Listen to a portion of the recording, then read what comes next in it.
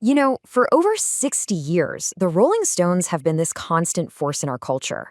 But here's the thing, this is about way more than just music. It's really a story about an institution that has simply refused to die. It's the introduction they've used on stage for decades. And let's be honest, who's going to argue with that? For a whole generation, they didn't just play rock and roll, they practically were rock and roll, defining its sound, its attitude, and its rebellious heart. But what if I told you their most incredible, most impressive achievement isn't satisfaction or gimme shelter? Their greatest hit is survival itself. I mean, they've outlasted their peers, they've outlasted personal tragedies, massive cultural shifts, you name it. So that's the real question, right? How on earth did this small band of British blues purists transform into a global institution that's still going strong after 60 years? Well, it all starts not with some grand strategy, but with a simple, shared obsession. The origin story is the stuff of legend, really. Picture this, October 17th, 1961, Dartford train station. A young Mick Jagger is carrying a stack of these amazing, rare American blues records. We're talking Mudding Waters, Chuck Berry, and an old schoolmate, Keith Richards, spots them. That shared love for this raw, authentic music, that was the spark. And believe me, things moved fast from there. By 62, they link up with the incredibly talented Brian Jones, who was really the band's original leader. He's even the one who named the group. They play their first gig, and then by January of 63, the quiet, jazz-loving drummer Charlie Watts comes on board, giving them that solid, sophisticated backbone that would anchor their sound for the next 6 decades. The core was officially set. But look, having great music wasn't going to be enough. To really take over the world, they needed an identity. And that's when a 19-year-old manager comes in with this brilliant and kind of dangerous idea. Seriously, this was a straight-up masterclass in branding. Their manager, Andrew Loog Oldham, made this genius calculation. He saw the Beatles had the whole clean-cut, lovable white hat thing on lock. So what did he do? He positioned the Stones as their complete opposite. No matching suits, messier, longer hair, a scruffy, dangerous vibe. He literally courted headlines like, "Would you let your daughter marry a Rolling Stone?" He made them a parent's nightmare, and because of that, a teenager's absolute dream. Oldham also knew they couldn't just cover old blues tunes forever if they wanted to be true legends. So in a move that sounds like something out of a movie, he apparently locked Mick and Keith in a kitchen and basically said, "Don't come out until you have a song." And you know what? That pressure cooker tactic worked. It forged one of the greatest songwriting partnerships in history, and out came these global anthems like "I Can't Get No Satisfaction." But, when you build your brand on being the bad boys, it comes with a price. The very thing that made them famous also put a giant target on their backs, leading to a string of crises that honestly would have just destroyed any other band.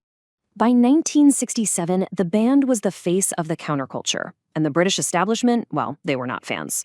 They wanted to make an example of them, and that set the stage for the infamous drug bust at Keith Richards' country home, Redlands, a raid that was pretty much instigated by a tabloid tip-off. The whole trial became this pure theater, this clash between two totally different generations, and Keith Richards' statement from the sand, it just perfectly captured that spirit of defiance. "We are not old men. We are not worried about petty morals."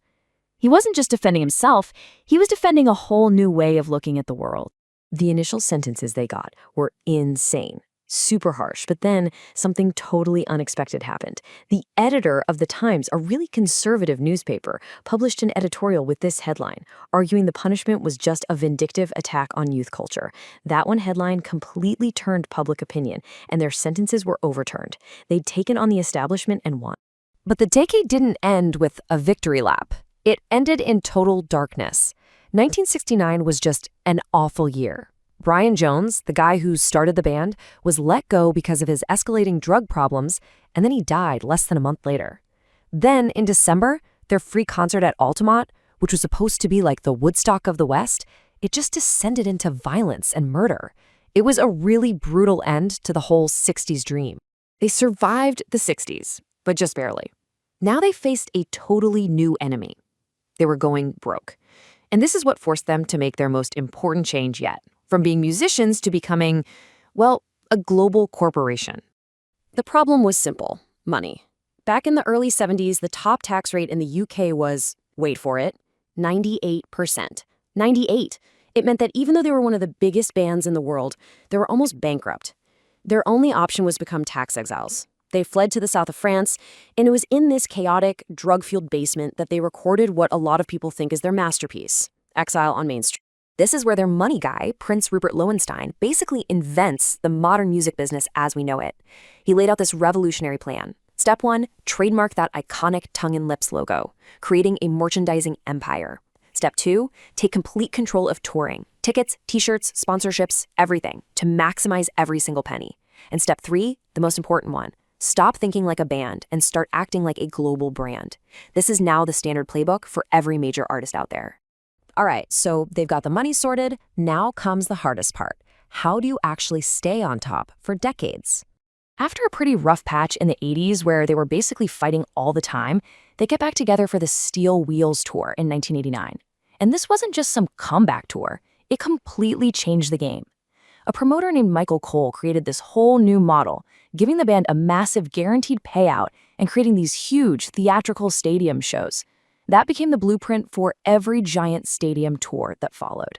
So what's this number all about? 12 miles. Get this. That is the distance Mick Jagger supposedly runs and sprints on stage during a single 2-hour concert. A single concert. And he's in his 80s, keeping up the fitness of a pro athlete with this strict regimen of running, kickboxing, and yoga. It's just unbelievable. So when you pull it all together, you start to see the secret sauce, right? The formula for their insane longevity. It starts with that unshakable foundation in the blues. It's powered by Jagger's incredible physical discipline and that rock-solid business empire they built. And it's all held together by that magical guitar chemistry between Keith Richards and Ronnie Wood, what they call the ancient art of weaving. And that resilience was put to the ultimate test in 2021 with the loss of Charlie Watts, their heartbeat for 58 years. It was a devastating blow, and for a lot of people, that was it. That had to be the end. But the institution, the brand, it was just too big to fail. The machine just carried on. Which, brings us right back to where we started.